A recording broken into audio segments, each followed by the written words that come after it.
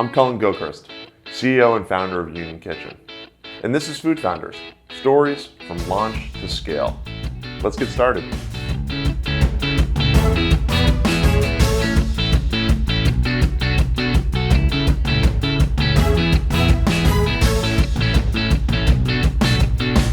In this episode, we speak with Ben James, founder of Stone's Throw Hash. Growing up in rural Virginia with neighboring farms, Ben developed a love for food, particularly breakfast food, at a young age. After taking courses in sustainability at Tufts University, Ben was shocked by the fact that only 1% of food consumed is from farms within 400 miles of the end destination.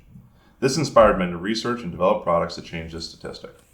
Ben initially launched a line of potato hashes through a food truck operation in Baltimore, connecting with his core consumer and soliciting feedback to innovate his product offerings. Since then, he's launched a mix of sweet potato and red potato hashes, available in the frozen section at Giant, Whole Foods, and many other retailers throughout the region. Welcome. Thanks for having me. Yeah, absolutely. So I'm Cullen, CEO and founder of Union Kitchen. Yep. Thanks for coming out here, Ben. Yeah. Why don't you just tell us a little bit? So, what's your name? What's your company? Yeah. What do you do there? Sure. So I'm Ben, and I'm the founder and CEO of Stone's Throw Hash. Gotcha. Stone's Throw Hash makes these really flavorful, healthy, and convenient breakfast and lunch style bowls.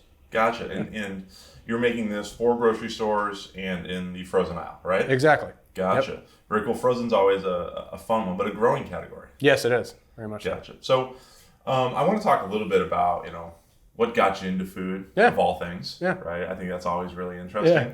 and kind of, your path towards this. Okay. I know you've worked in food for a while. I have, yeah. What was the first thing that kind of, you decided that the food industry was interesting for you? When did you realize that? When I was 5 years old. You're 5 years old. Nice, man. Yeah, I've Very always... cool. So you've got a good one. You got the grandma story or something, right? Yeah, well, All right. not grandma, but I've always loved food.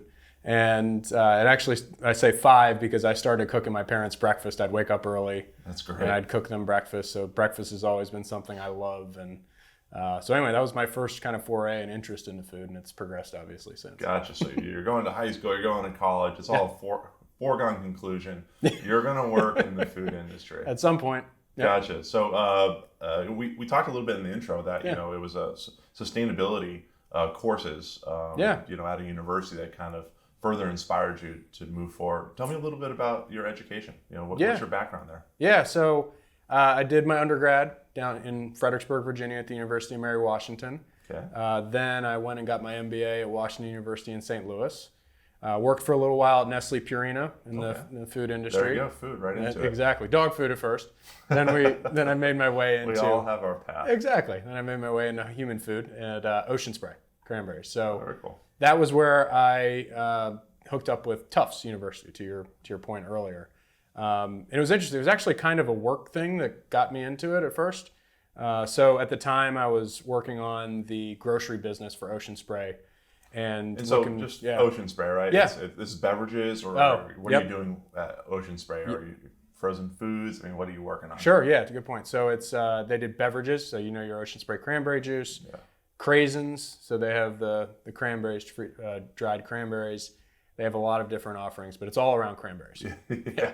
All cranberries. A mission involving cranberries. Exactly.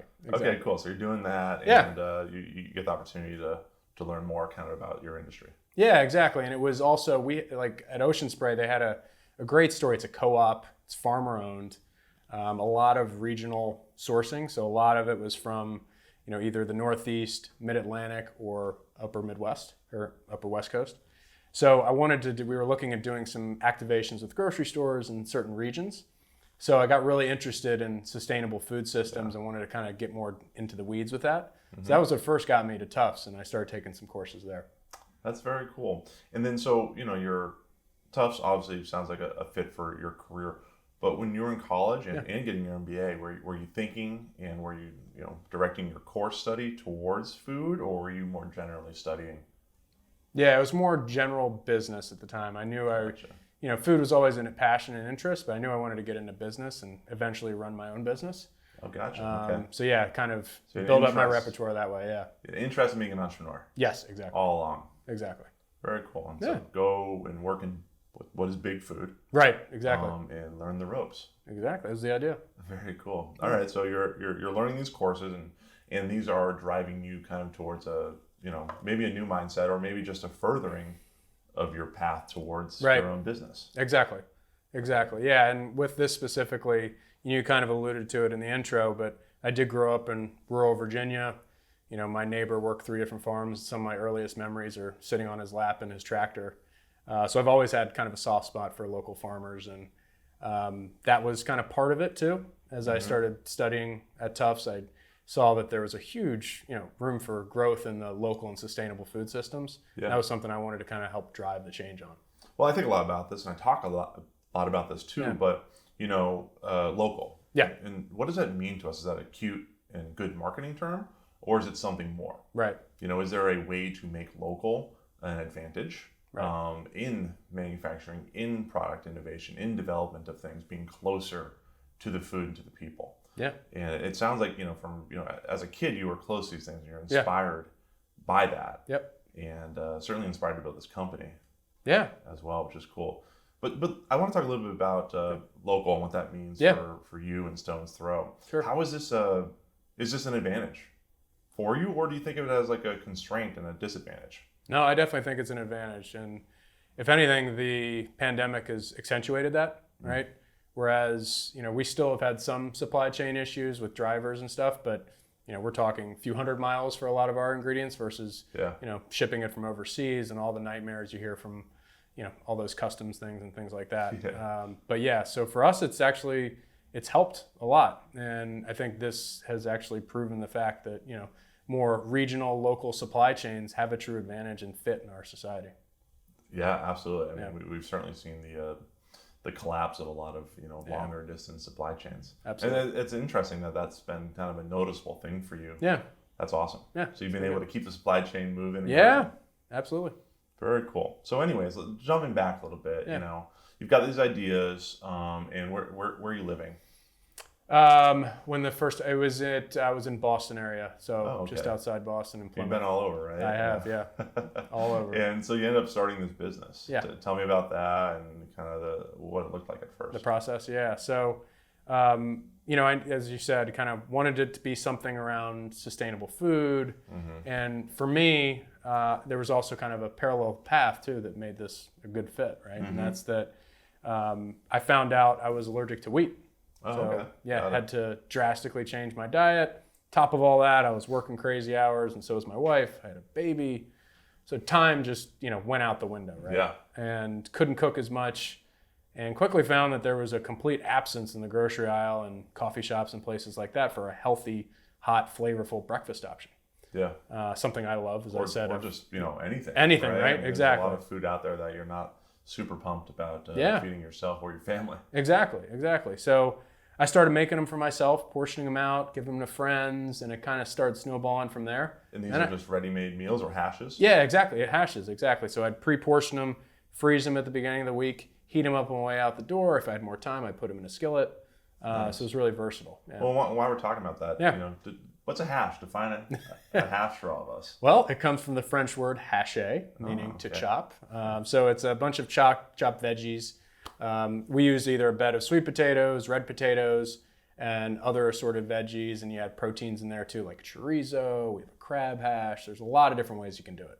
Awesome. Yeah.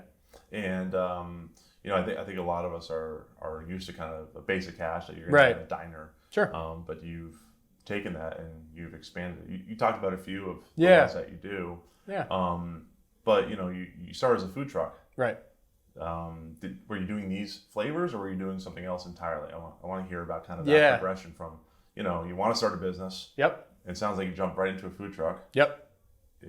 Between now and then. What happened, right? So, it was very intentional. So we actually had a food truck at Ocean Spray that we would take to branding events. So I had seen, in real time, the advantage and the brand building capabilities of a food truck. But I also saw there was additional opportunity in testing the market. Right, so you get real feedback from consumers and can tweak and test things. We used it essentially as a branding vehicle and a testing ground for the product. I love that. I think I talk about it a lot, is how do we take the lessons learned that big business, large corporations are deploying, right? And how do we put those in the hands of passionate, smart, relentless entrepreneurs, Yeah. right? And when we do that, can we create a better version of these companies that can be successful, can create impact, kind of across many different types of impact, right? Right. Both financial, but also agricultural, and maybe it's health, or maybe it's community, whatever those things are. Yeah. So I love that you're like, boom, here's the lessons I learned from working at Ocean Spray. Right. And immediately I'm thinking about those and applying them to this idea of stone's throw. Right. Exactly. Yeah. So I think that's awesome. It was neat. Yeah. And it was, like I said, great testing ground. We leveraged those insights, and, those are the flavors that we brought into grocery stores. Gotcha. How long were you running the food truck before you started making a packaged product? Yeah. So it was a little over a year. Okay. And we, had a good size sample, right? It was over 10,000 units sold. So we were able to kind of see which ones worked, which ones didn't, and leverage the winners and put them into grocery stores. And what were the winners? What were the flavors? Yeah, so we've got a few up. Actually, some of them are up here. We've got the Wakey Wakey Apple Bacon Hash. So that one's a big favorite. Always been a good seller on the truck. Chora is good, which is funny play on words. It's our chorizo hash.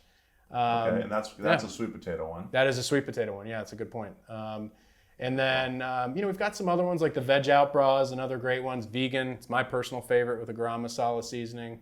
And one of the great ones that a lot of consumers are loving here in the Mid-Atlantic is the baby blue crab. Yeah. We use Maryland blue crab, and that's a crowd favorite here. Yeah, they like that here. Mm-hmm. Awesome. All right. So you're doing a lot of what we talk about. You're learning from customers, finding out what they want, and then using that to kind of direct the future of your company. Exactly. You start making those 3 or is it 4 products? Yeah. And you go to market with that. Yeah. Yeah. Very cool. And so are you still running the food truck now, or? No, not right now. Gotcha. No. Yeah. You got to stay focused. You extracted information. Yep. You listen to people, and you're making what they want, right? You got these awesome flavors. It makes a lot of sense, right? Yep. They sound delicious. So tell me about like your first sales. I mean, of course, you're in Union Kitchen, right? And you're learning, but I think that's so critical is you got to sell. Right. So tell me about your first attempts to sell. Did they go well? Did you get rejected? Did you get chased away? Did people try to throw you, in the hash? No horror stories like that, but it's definitely a grind, right? We had the advantage too, not only with Union Kitchen stores and leveraging your distribution network, but also up in Baltimore, we had developed relationships with some of the small and kind of independent stores up there. Gotcha. Because that's where you're running the food truck. Exactly. Right. Exactly. Okay. Awesome. So you know people know you. Yeah. And they're waiting. They're missing their hash. Right. They want to make it at their house, so we gave it to them. Awesome. Yeah. Very cool. So you're doing that. And what's been going on since that? So when did you launch, actually? Yeah, so we launched in grocery stores in September of 2020, so a little over a year ago. Yeah. Post-COVID. In the midst of it, really, right? Yeah. Yeah. Right in the middle of it. Pre-Delta. Yes, exactly. Post the first round. Right. Okay, what was that like? Yeah, it was good. I mean, you hear a lot of the trends of people, during COVID cooking more from home, and we certainly benefited from some of those. Yeah. But yeah, it's been a great process. We've kind of had a slow build along the way. Well, we've heard from a lot of people that one of the challenges in 2020, post-March, was that grocery stores didn't want to try new things. And you are literally a new thing. Right. Did you run into that at all, or did kind of your product just leapfrog that? A little bit. There was a little bit of hesitation in some cases, but it's, I think our product is very different in the category.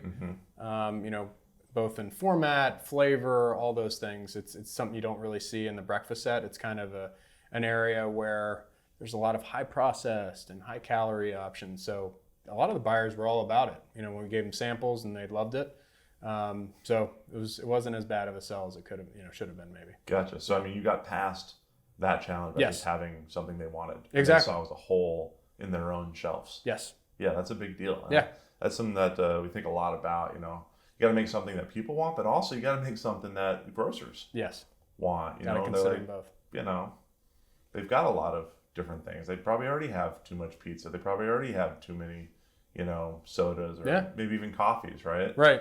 And you're coming in there with something that is both what consumers want, but a grocer's happy to to fill in a gap. Yes. Because there's not a lot in that kind of like ready to eat breakfast. Right. Especially gluten-free. Exactly. And the other thing is, we have this pouch format, whereas all the other ones are in this, a tray format. So it's kind of, ours can be done in a microwave, skillet, air fryer. So it's very versatile. You can add things to it like eggs or spinach. The possibilities are endless, right? So it's really versatile. Well, and so you do a food service product that we sell in our stores. Yes, exactly. And we add eggs. You do. So that's delicious. That's a great touch because we can just, heat it up, add an egg to it, and you've got a meal. Yeah, exactly. It's one of our most popular things. Oh, good. I think it's when people are coming to one of our stores for breakfast, what are they looking for? I mean, they're looking for something that's going to keep them full. Right. Right. Check. Yeah. But they're also looking for something that's fast. Right. Right. We are a grab and go, deli. Yeah. And coffee shop. People, they want their coffee and they expect their food to come out about the same time it takes to get your coffee. Exactly. Which is just a couple minutes. Yep. And so, we couldn't cook something to order. We have to have a product that's easy and fast to turn around. Yeah. And you guys check that box perfectly. We do. Yep, that's right. Okay, so so I just brought up a food service. So you're doing this retail packaged product. Yep. You've also built a line of a food service product as well. Gotcha. Yeah. And so how's that going? Yeah, it's been great. It's interesting. So to your point, exactly the pain point you guys feel at Union Kitchen, where you need to make it fast and quick, and consumers expect it quickly. The big opportunity and pain point we saw from coffee shops and smaller stores is they just don't have the hood space, time, and anything like that. So this really lends well to that, and so it's been kind of embraced by a number of stores, and so we've had a nice traction there, and we're now expanding as well our food service offering. So we now have a bulk bag option. Okay, what's a bulk bag? Bulk bag, right? So instead of like an 8-ounce portion like you see there, we're talking 5-pound increments. Yeah, that's a big breakfast. It is. I couldn't do that. Not regularly. For multiple people, not just one. So like colleges and universities take this. Awesome. Yeah, so we're going to be starting with the Naval Academy in early 2022, which is exciting. Naval Academy. Yeah. I bet they eat a lot of food there. I would think so too. Yeah. That's really exciting. Yeah. So you have this hybrid of sorts in that you're going after two major channels with similar but different products. Right. Right. And we talked a little bit about focus. Yeah. Do you see that as an advantage that you're kind of solving both this food service problem and this home problem? Yeah. Or do you see that as a disadvantage that you have to carry all these SKUs and work across sales channels? Right. No, I think it's more of an advantage for us. The good thing is it's the same formula in each one. Right? Yeah. It's not, we're not a little more spinach in one versus the other. Yeah. So it's the same overall formula. It's just different packaging and different ways that we do it. Right. So if anything, I think it helps our business because we can grow both at the same time. And, I think keeps us nimble and versatile. Right. Nice. Yeah. Do you, someone getting started now, do you think it's a good idea for them to do both food service and retail product? I think at least consider it, right? Yeah. It's nice to have two revenue streams as well. Sure. So I think that's a nice factor. Yeah. Yeah, and I imagine, maybe one grows faster than the other. Right. And then maybe that changes over time, Yeah, and you can hit scale efficiencies quicker, right? That's another benefit of it. Yeah, and manufacture. Yes, exactly. So, you're doing well. You're growing. Just for kind of context, what's like the general size of your business right now today? What are you going to do this year in terms of? We're a little over 100,000 in revenue this year. Okay, yeah. Awesome. Yeah. And so we're about, we're just past the 1 year mark. Yep. So that's a really great start, honestly. Yeah. And you are growing. You talked about Naval Academy. Yes. Any other kind of big things on the horizon? Yeah, we're talking with some other stores like Kroger and some other chains, Whole Foods. Those are big. We're in Whole Foods right now, which is great. Sweet. We just launched there a little over a month ago in the Mid-Atlantic, and Giant as well, Giant Food. So looking to keep building those those customers as well. Yeah. Those are big ones. Yeah, it's huge. What do you think you'll do as a business in 2022? We talked a little about this earlier. Definitely, I think $1 million plus is well within reach. I'm shooting for over 2. That's awesome. Yeah. Right? 10, big 20x. jump. Right? I think, people talk about making sure you can grow sustainably, but yes. also double your sales, and you're doing a lot more than that. Yeah. But I think it speaks to the work you've been doing. Thanks. Appreciate it. But so with that comes, things. You got to build a team. Yes. You have to maybe buy equipment. Yep. We talk about going from tabletop production, benchtop production, just mixing it up to small batches and bigger batches. Yeah. That requires a team. Yes. So tell me about, you've worked in food, you've seen how big food runs this. Yes. How have you applied that to building your team here?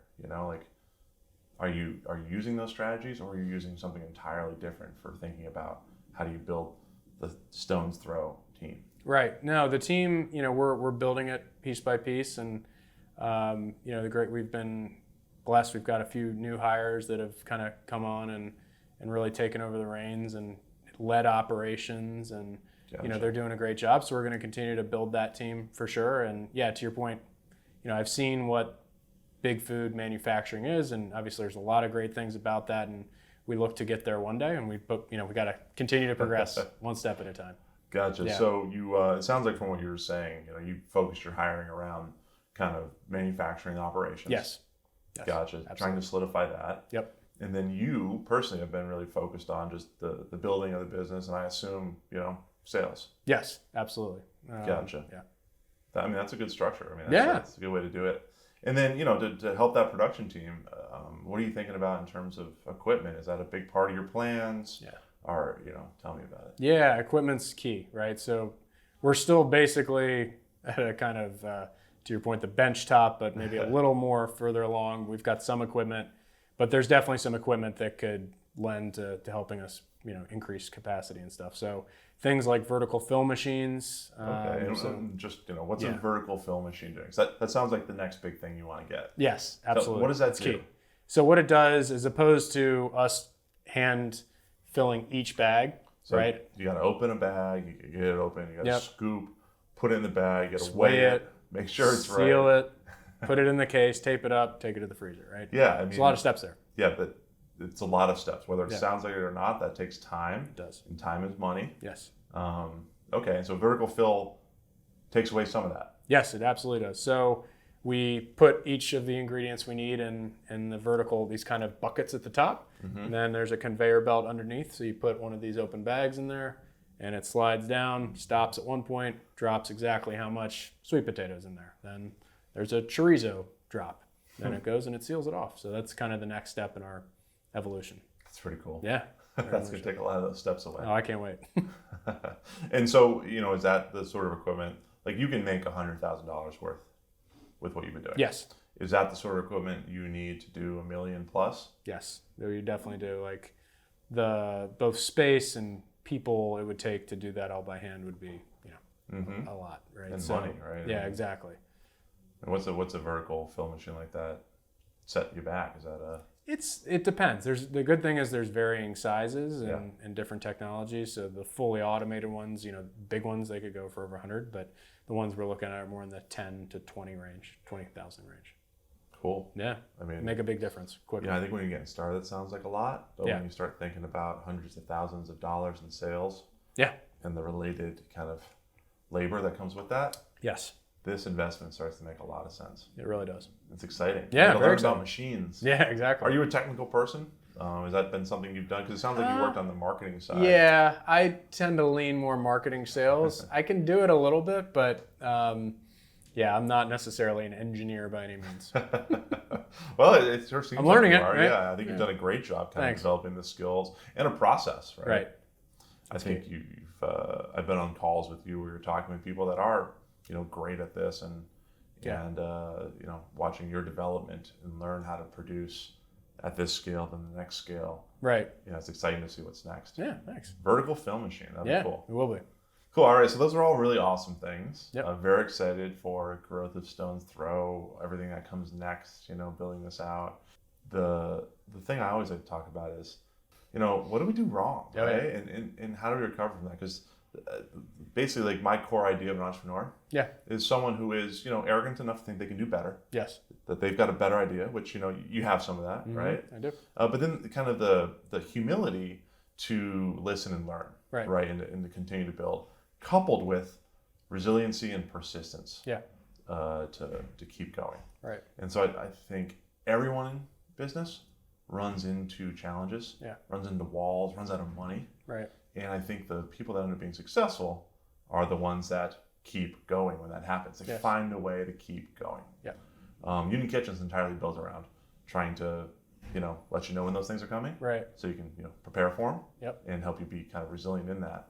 But with all that said, like, what's a challenge or like a thing you messed up, or just like something went horribly wrong, while you've been running this business? Sure. Like, how'd you get over it? Yeah, I think the big one that comes to mind is actually around the food truck when we were first launching, and I think it was Mike Tyson that said, everybody's got a plan until you get punched in the face, right?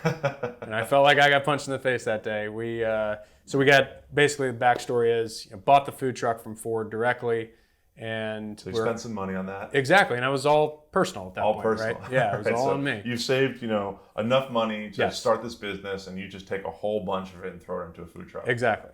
So big investment, and then we had another company do the filling of it with, a oven, a refrigeration unit, kind of fill the interior of it, and get an email, and they are out of business. So got an empty truck about 2 weeks before we were supposed to launch the food truck. So it was definitely a punch in the face, and you had paid for it. Yeah. Oh. Yeah. So I had to scramble, but thankfully, I did plan and saved a lot, as much as I could, and was able to kind of scrummage up the rest of the money and found a different vendor who did a great job to kind of finish it up. And in the meantime, so there's a little bit of a delay. We used a tent and food truck, and basically went to farmers market and stuff to start. So kind of pivoted quickly and rolled with it, and then we got the food truck a few months late, but ended up working great for us. Gotcha. Yeah. Well, and even the food truck, let's talk about a challenge. You invested money, put all in there. You run a food truck, which is a tough business. Yes. And you had to make some tough decisions about, and you did a great job describing it earlier, but the reality is probably you had to make some tough decisions about the strategy for the business and how the food truck fit in. Right. Yeah, that's true. And, like I said, we're not running the food truck right now. It was a great way to start the business, and, but there's also, an entrepreneur needs to stay focused on, the areas that they're really going to propel the business forward, right? So that's a tough decision you have to make. Oh, yeah. That's a very tough one, which I think you made quickly. Yes. Which probably has a lot to do with you getting past those early challenges. Right. Cool. Yeah, for sure. Yeah, that's a good one. I mean, people don't talk about the hard things. Yeah. People talk about the wins. They post on Instagram all the smiles. Yeah. Right. Cool, man. Well, it sounds like you've got a kind of a big year ahead of you. Yes. As we think about kind of the milestones you have achieved, what are you most proud of so far? Oh man, I'd say the Whole Foods and Giant, getting into some. So picking up these big accounts. The big accounts ones, that everybody knows and respects, and those were big. Seeing on the shelves there, that was something that meant a lot to me. And I think that's when people start to understand what you're doing. Right. I'm sure you've told lots of people about this. Yeah. And the story changes when you go, and we're available at Giant Whole Foods. Yeah. You go, oh, I get it now. Oh, okay. Yeah, exactly. That's cool. So that was a big one. Heck, I still remember the first farmers market we did when we sold out the first day. That's still one. I still get so excited about that. So there's lots of milestones, and whether big or small along the way, that it's important too to take a minute and take a night. Cheers. You had a big win, but then get after it the next day. Yeah, and do it the next day. And it's hard to do. It is. Honestly, I remember, our first time we did anything, we were running this cafe, and having a busy day, and me and my sister working it and just being really excited about that. And then realizing that we really hadn't made any money and we were going to have to keep grinding and figure out how to actually make money next time we were busy. Right. That's the tricky part, right? Yeah, it's funny. I mean, people are like, wow, you must be rich. We're like, yeah, one day. Someday. That's the plan. Yeah, right. Exactly. Very cool, man. Well, Ben, thanks for coming here. Thanks for talking with me and kind of sharing your story and some of these good things. Absolutely. I look forward to talking next year after, and hear about you crushing these goals and being all over and solving manufacturing problems and just, being the dude who gets it done. Thank you. Appreciate it. Thanks for having me. All right. Take care. You too. Thanks for listening to Food Founders. If you liked today's episode, please rate, review, and subscribe to our podcast. We'll see you next time on Food Founders. Stories from launch to scale.